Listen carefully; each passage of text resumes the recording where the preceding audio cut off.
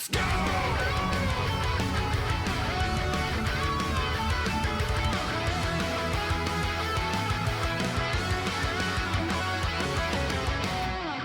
I had a great goddamn time with the Tekken beta.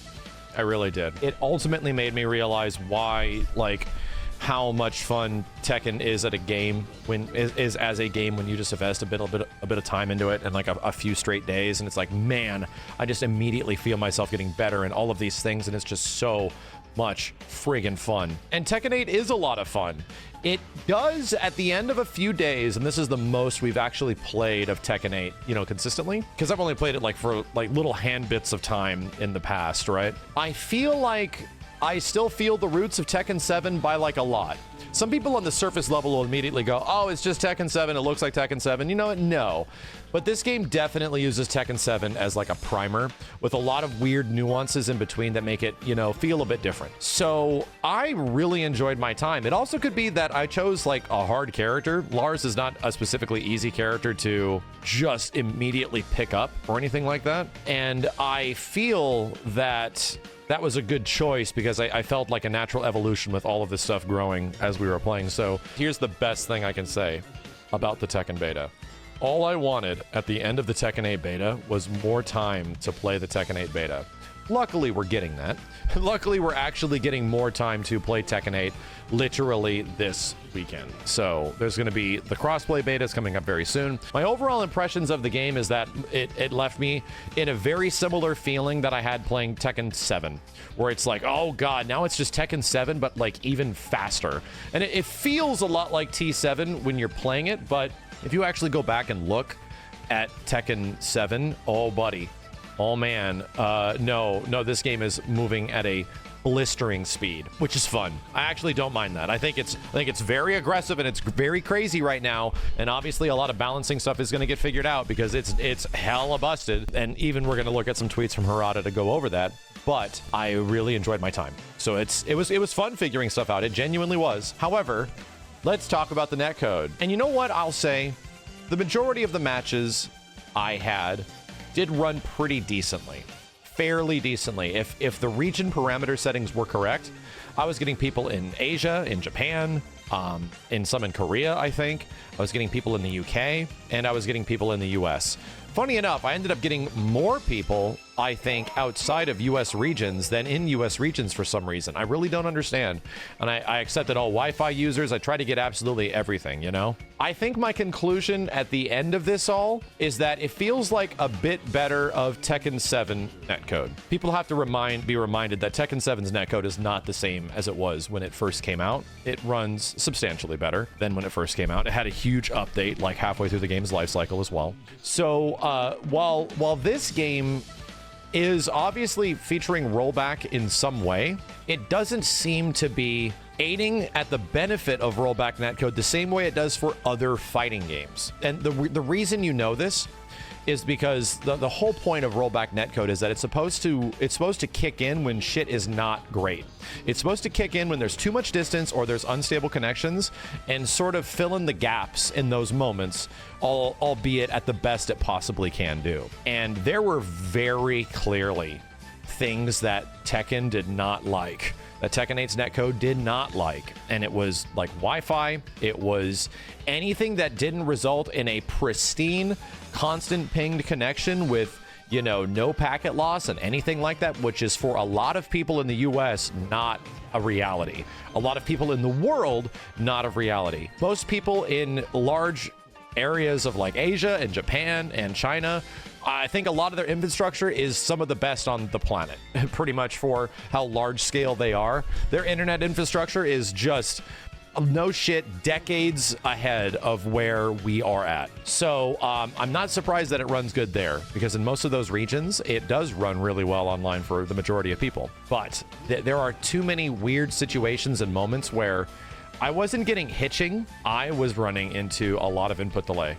And the thing was saying 3 frames of input delay, and I'm like, I have never seen it go above 3 frames of input delay, and there's definitely more. The game already has a significant, not like a really noticeable one, like MK1 kind of had, where even in offline training modes and stuff, you feel the input delay. You still definitely feel it, but it isn't super substantial, so the game is already caking in a bit of input delay to its offline, so that the online can work a bit better. And this is just what B&E or Bandai Namco games do. They just do this stuff. I give the netcode about a 6. It pretty much works when it's the best case possible situation, right? It pretty much works when there's nothing present that could make it wrong. So I am glad that there is going to be more betas eventually. I think after games like Street Fighter and what Arc System Works has been doing, that the majority of games and their netcode has raised my standards as far as what a modern day fighting games net play can be. I just felt too much input delay, right? It just felt like the input delay fluctuation was all over the place. And granted, this is the first beta, so I hope stuff like that does change. And that is the point of rollback netcode, is to minimize the input delay feeling across the board. Yeah, I feel like if this was 2019, I probably would have given this netcode like a 7 or an 8. I probably would have been really happy with it. But, you know, we're like half a decade after that practically. You know, I can't help but be a little critical of some stuff. And obviously, you know, the net play for a lot of people, it's been pretty iffy. So, granted, I still get great connections in Tekken 7, but the problem is the limited user base. The problem is that you can only get so many people. That's currently an active issue in Street Fighter 6 with its matchmaking, where it's like, let us match with other people, bro. You can let us. The netcode is fine. And the game doesn't do that. So I'm hoping that Tekken gets into a point where they alleviate some of these issues that the netcode feels like it has, and then they can allow for a bigger player pool to fight. And that's all I really want. So Heat is just a little too bonkers on some characters. It's funny that you get this crazy wilding Heat activation, engage the opponent into 50-50 mix-up, and that's tame. In comparison to the stuff that people found, that's actually kind of tame. That's like baseline of what Heat is good at. And then you get the other characters that are doing absolutely insane chip damage and absolutely insane, like, lockdown, no risk but huge reward kind of stuff.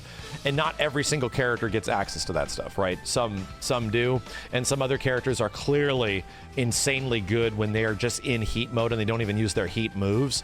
Characters like Hwoarang and, you know, a variety of other characters are just better than others.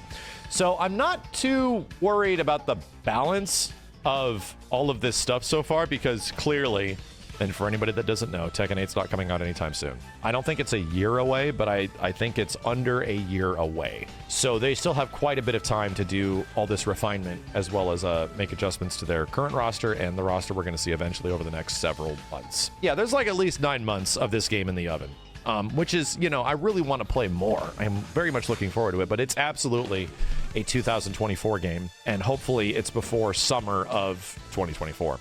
Let's fire up Harada's Twitter. Let me just start scrolling, because he's had a lot to say about the game over the past couple of days, that's sure.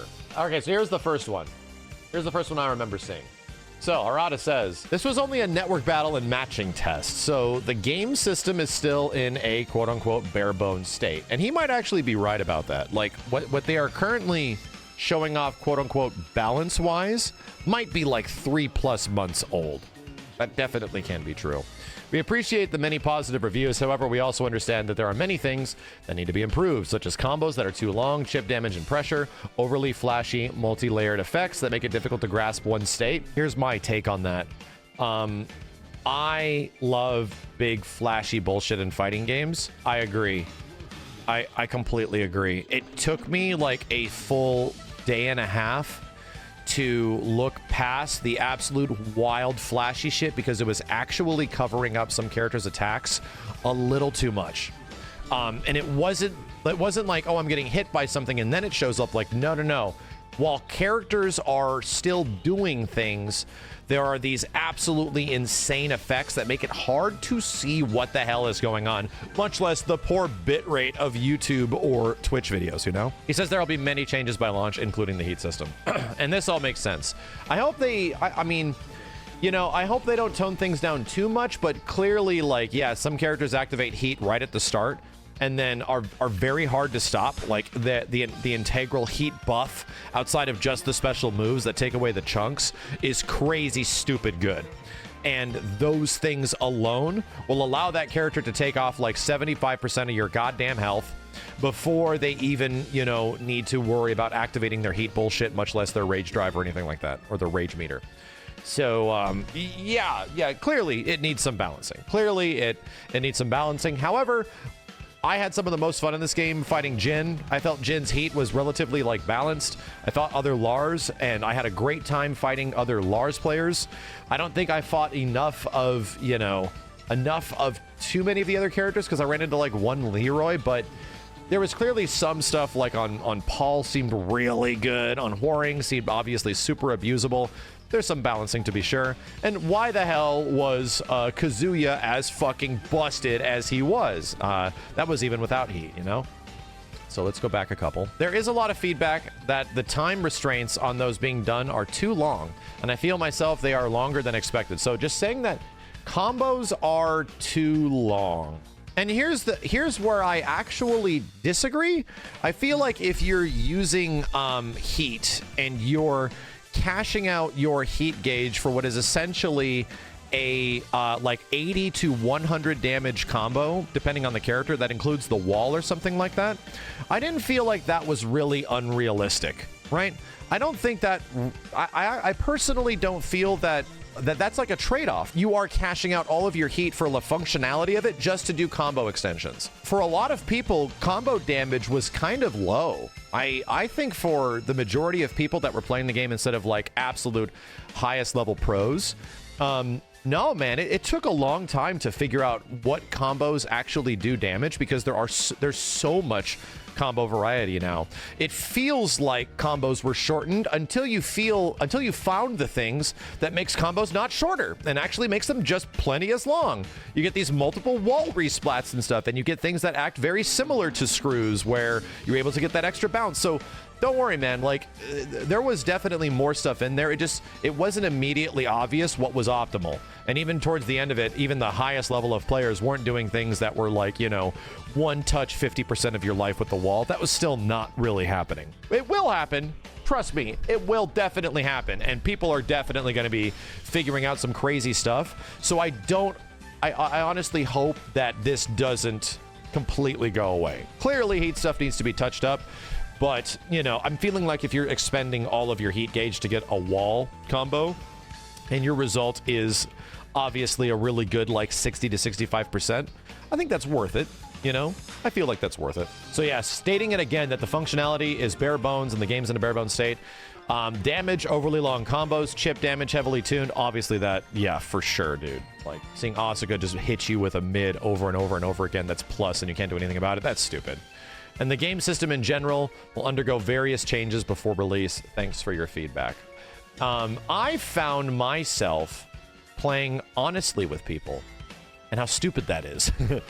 You know, I found myself in my first matches trying to figure out my normals and footsies and pokes and stuff, and not activating heat to close out rounds, which is dumb. And in day 3, yeah, it was like, oh, if I land a combo, bro, I'm making sure you're waking up into this heat shit. And now I am killing you. You are going to now hold this shit. And if you're going to block it, you're going to block it, or you are going to die. So I ended up using heat for the neutral, right? Just being able to actively throw some wild and thing out that they got to respect, and then you can just go in and do normal combos, you know? Yeah, people saying that people are agreeing that combos are not really long. In any case, we decide whether they are some of these people or the majority, and we are the only ones who have the methods and perspectives to make that decision. Yeah, sure. Yeah, you're not. I'm definitely gonna tell the devs what I feel, but I'm not gonna argue with the devs on the decisions they make. Effectively, like, the devs are allowed to make the game they want to make. Will that result in a game I want to play or you want to play? Absolutely. I mean, it may result in you liking the older games, for sure. That's not weird. That's not like an odd thing to think about, you know? The majority of people that like the previous games are like that, dude. That, like, I just like the previous game and the way this shit works, so, you know. Ultimately, I hope they don't go too ham. This is relatively like normal argument behavior, you know? CNT1 was stable because it was a one-platform test, and it's crossplay for 2. I'm going to try to get a PC code of Tekken 8. I really hope I can. I don't know if I'll be able to. That will help us figure out what the hell is going on with the delay, the inherent delay in the game, and not like just the netcode delay. To understand a bit better is like, is this console or engine delay, or is it, because usually on PC it's not there, you know? As is the case with crossplay games, if your opponent has lower gaming hardware, it will take longer to synchronize due to loading times on the lower spec. And depending on your opponent's specs, you can expect processing crashes during the game. That's right. In this test build, if the opponent's on a different platform, there is a possibility, although rare, of sync discrepancies may occur. This may cause problems in correction of floating point. Yeah, so he's talking about, obviously, desync states, which isn't... This isn't... he's explaining it to us like, you know, this is, like 2013 or something like that, but we know. Trust me, we played Street Fighter Cross Tekken. Oh, we fucking know about desyncs. And we know about desyncs from Killer Instinct. Trust me, when KI desynced, they didn't have any answer for it, so they dropped in an AI instead of completely disconnecting the game. So don't worry, Harada, we get it. We know desyncs are a completely normal thing when it comes to rollback netcode and fighting games, and they're pretty much tackled on a case-by-case basis.